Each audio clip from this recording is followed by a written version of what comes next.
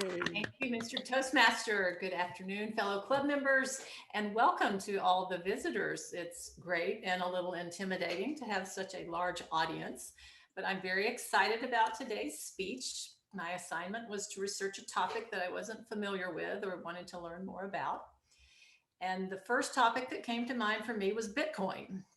I don't understand Bitcoin, but after doing a little research, I realized that I'm not ever going to understand Bitcoin. And I'm certainly not going to be able to explain it to anyone in 5 to 7 minutes.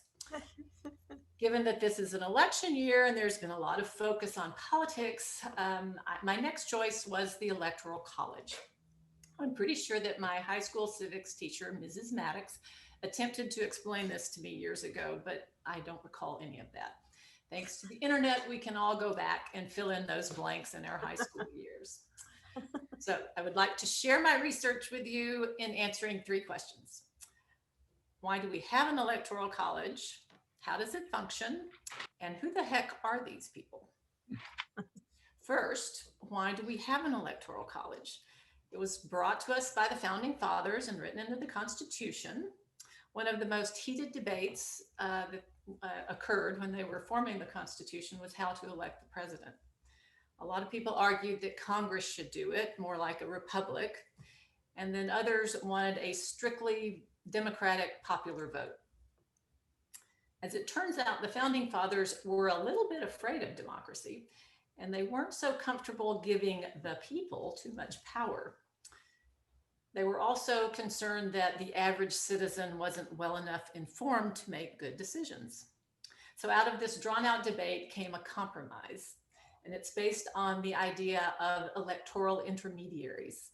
These intermediaries wouldn't be picked by Congress and they wouldn't be elected by popular vote. Like most compromises, no one walked out happy with this system. And in fact, more amendments have been proposed to eliminate or reform the Electoral College than any other subject in our constitutional history. So how does this intermediary system work?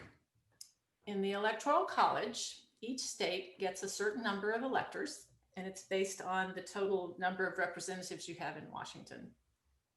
It's a combination of the number of representatives, which is based on population, and your 2 senators. So no state can have less than 3. There are 435 congressional representatives, 100 senators, and the District of Columbia has 3. So that's a total of 538 electors. The candidates that have the most popular vote wins all of the electoral votes of that state. Every state except for Maine and Nebraska has this sort of all or nothing rule. If a candidate wins the popular vote in the state, even by 1 vote, they are supposed to get all of those electoral votes. Maine and Nebraska can split their votes based on congressional districts. So each elector gets 1 vote, and any candidate that gets more than half, the magic 270, wins the election. There are a few states that don't require their electors to vote with the popular vote, but generally they have to take a pledge that says that they will vote for the candidate that got the most votes in the popular election. If they don't, they're referred to as faithless electors.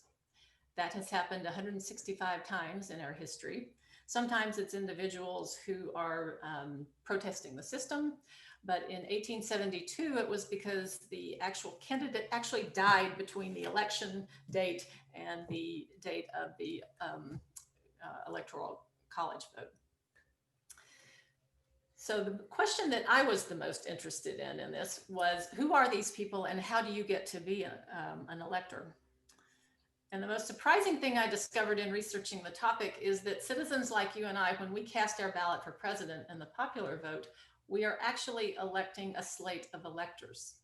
So even though Joe Biden or Donald Trump's name appears on the ballot, you are actually electing a slate of electors who will then decide who becomes president.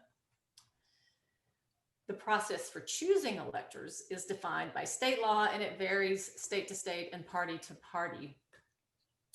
Most states elect their electors at the party's convention. Sometimes they do it by committee, And in other states, they actually can be appointed by the governor or some other elected official.